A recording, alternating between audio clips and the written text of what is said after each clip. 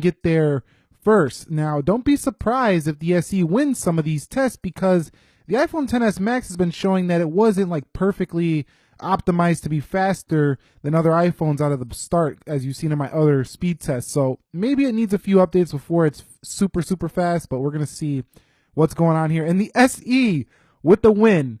$1,000 less and about 5 or 6 seconds so faster to boot up than the XS Max. I can hear it already. Well, it's not pushing that big screen with the 2K resolution. All right, guys, so testing Touch ID versus Face ID. This is first gen Touch ID on the SE. You can see pretty swift, pretty responsive, and this one still has that clicky home button. They did come out with a second gen, but it didn't seem to make that much of a difference. Kind of like this new Face ID was just a slight bump over the first one. I haven't been noticing it to be extremely faster. It's more accurate, but I haven't noticed it to be too much faster. So let's check out Face ID now. Okay, so let's just swipe and get into the device. It's a two-step process here, so you got to kind of look and swipe and you're in. So pretty fast there for Face ID as well, but Touch ID not bad for the SE either. So pretty good for both of them on the unlock times. All right, guys, so here we are at the application portion. This has an Apple A9 CPU, 2 GB of RAM, Apple A12 Bionic, 4 GB of RAM, both with Apple GPUs. This one has the 6S GPU, and this is the new 4-core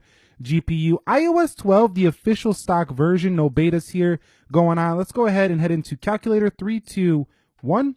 You can see, wow, that was pretty close, actually. I know that's not really going to choke up the CPUs at all, though. Let's go into clock, and you can see that one was to the iPhone XS Max. Let's go into settings. 3, 2, 1, and you can see pretty much the same there on settings. Let's go into Twitter. 3, 2, 1. You can see Twitter is first for which phone? It's the iPhone SE first on Twitter. So, you know, that was pretty shocking. The first third-party app we go into, and the SE for the win. Let's go into Snapchat. 3, 2, 1.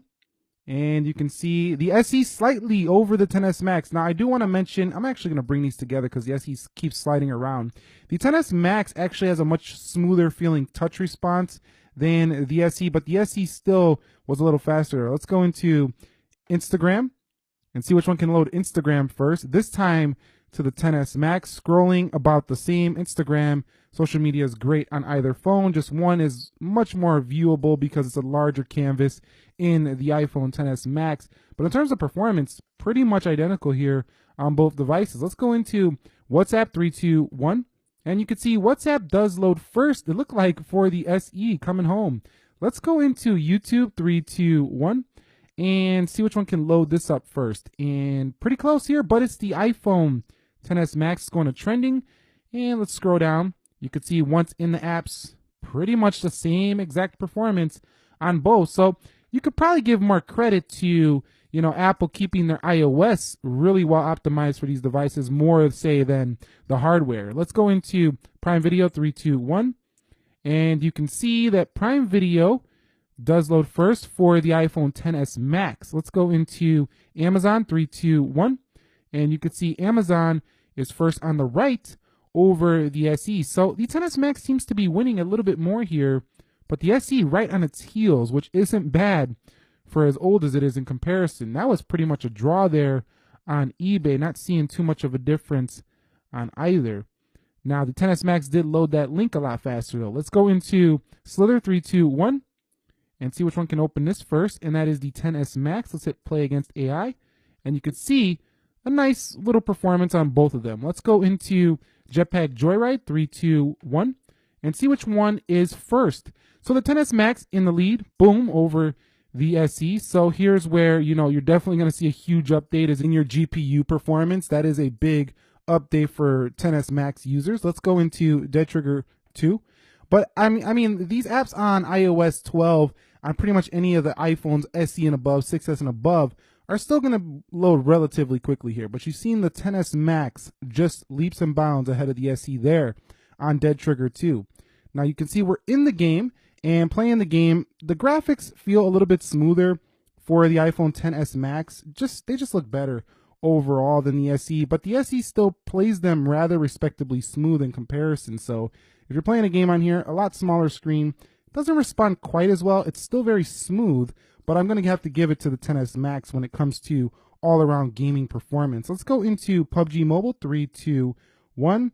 and see how long it takes to get to the match screen. I'm going to go ahead and speed it up and we'll see which one gets there. I'll be back in a second.